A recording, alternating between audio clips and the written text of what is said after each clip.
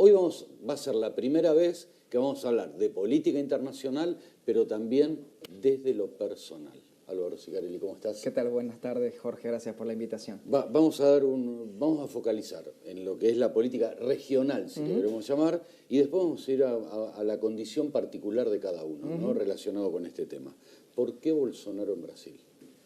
Bueno, en primer lugar, me gustaría hablar de las consecuencias de este primer triunfo de Jair Bolsonaro en la primera vuelta, que fue un triunfo inesperado, rompió con todas las expectativas que tenía hasta incluso el establishment, los medios de comunicación, la academia, el mismo sector político tradicional, que no creía que Bolsonaro iba a sacar el 47% de votos, los casi 50 millones de votos que sacó, y Jair Bolsonaro, en primer lugar, rompe con el status quo del tripartito. En Brasil se repartía el poder 3 partidos.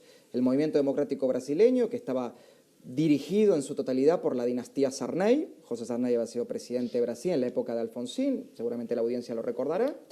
El Partido Socialdemócrata del Brasil, dirigido por Fernando Henrique Cardoso, que fue el que sacó a Brasil de la inestabilidad económica, aplica el famoso Plan Real, que, dicho sea de paso, sigue rigiendo los destinos de la economía del Brasil hasta el día de hoy, y el Partido de los Trabajadores de Luis Ignacio Lula da Silva y Dilma Rousseff.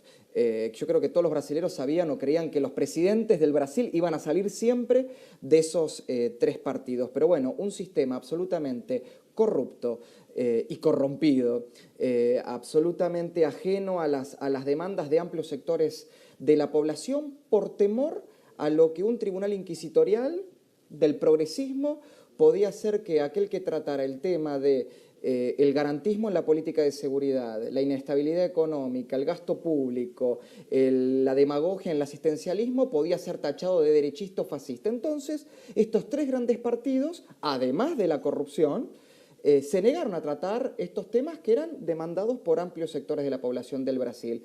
Obviamente, ¿qué sucedió? Llegó quien levantó estas banderas como propias y, utilizando términos de Ernesto Laclau, cubrió, llenó el significante vacío de estos sectores y obviamente tuvo la respuesta electoral esperada.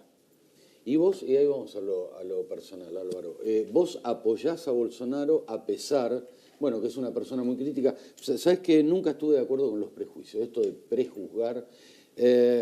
Bueno, Bolsonaro con el tema gay tiene una sensibilidad bastante particular. Vos elogiás a Bolsonaro siendo gay. ¿Por qué? A ver, en primer lugar, yo si fuera brasileño, en esta segunda vuelta no tengo la menor duda que votaría a Bolsonaro. Quizás en la primera hubiera optado por Geraldo Alckmin o algún otro candidato de centro liberal. Mi condición de homosexual, que es abierta, conocida, no me excede de ser un ciudadano, y en Brasil me pasaría lo mismo, que estaría preocupado por otras cuestiones que no es solamente el ejercicio de mis derechos como homosexual, sino que también estaría preocupado por el avance del narcotráfico, el crimen organizado, la violencia en las calles, la inestabilidad económica, muchísimas otras cuestiones en las que me fijaría en un candidato. Y dentro de lo que tiene que ver con el programa de gobierno de Jair Bolsonaro, hay políticas que él propone, en las cuales estoy totalmente de acuerdo. La lucha contra el enorme déficit público que tiene Brasil, un Estado que también es elefantiásico, eliminar y sacar al garantismo como filosofía del derecho dentro de la política de seguridad pública. Bueno, hay muchísimos temas que él defiende: la apertura de los mercados, firmar acuerdos de libre comercio con las grandes economías del mundo, redefinir el Mercosur, generar un sistema meritocrático en el mismo sistema político, todo lo que defiende Bolsonaro. Amén de las apreciaciones que previo a la campaña presidencial y previo a asumir, si gana en segunda vuelta la presidencia, ha tenido sobre los homosexuales. Y acá hay que hacer un parate. Esas apreciaciones que ha tenido Jair Bolsonaro también las han tenido, prejuiciosamente, muchísimos dirigentes de izquierda, y los progresistas, los medios de comunicación y el establishment no los vi rasgándose las vestiduras como lo hacen con Bolsonaro. Yo no me olvido cuando Lula da Silva en los 90 dijo que la ciudad de Pelotas era un polo industrial exportador de putos, que Evo Morales dijo de que si comíamos pollo nos volvíamos todos homosexuales de forma peyorativa, que Maduro atacaba a Capriles como si fuera algo peyorativo, suponiendo su condición de homosexual, y no nos olvidemos los dos grandes íconos de la izquierda latinoamericana, Fidel Castro y el Che Guevara, que eran rabiosa y abiertamente homofóbicos.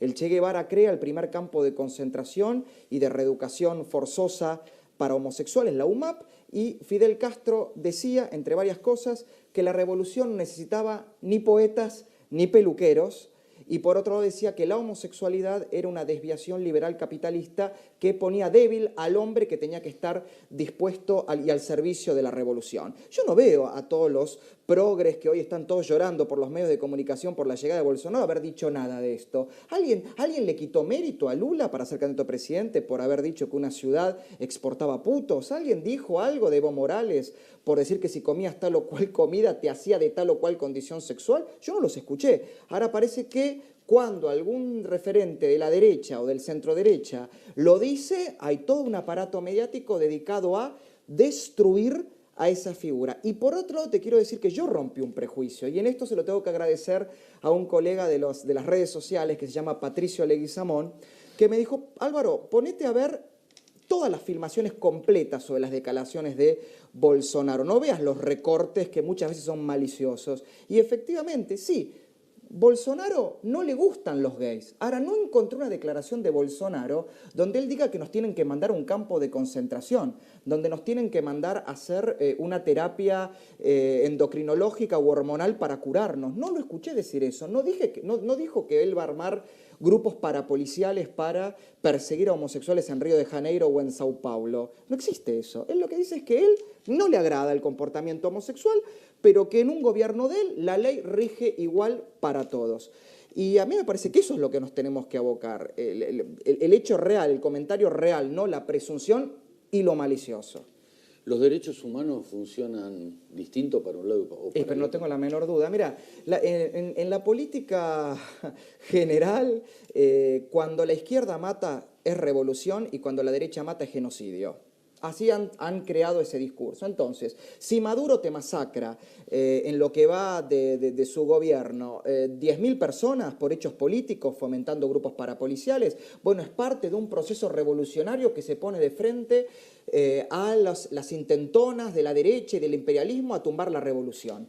Ahora, la Gendarmería Argentina desaloja un corte de ruta que es una violación flagrante a la ley y no hay ni siquiera heridos. Bueno, tenés todo el aparato mediático progresista pidiendo la cabeza de la ministra de Seguridad, del presidente Macri, comparan a Macri con Videla, porque esa es la construcción del discurso. Es un discurso mentiroso, falaz, y lo peor de todo, y lo que yo nunca le voy a perdonar al populismo argentino, principalmente encarnado en el peronismo en todas sus expresiones, es que le han vuelto a inocular ese discurso maniqueo y mentiroso a jóvenes que por suerte no han tenido que vivir los años oscuros de la Argentina. Hoy escuchás chicos de 18 años que te dicen: uy, a mí me hubiera encantado estar en la Argentina del 70. Pero están locos, no tienen ni idea de lo que están hablando. Tendrían que estar agradecidos de haber nacido y haberse criado en plena democracia, con todas las falencias de la democracia argentina, pero que es un paraíso al lado de lo que se vivió. Yo lo viví.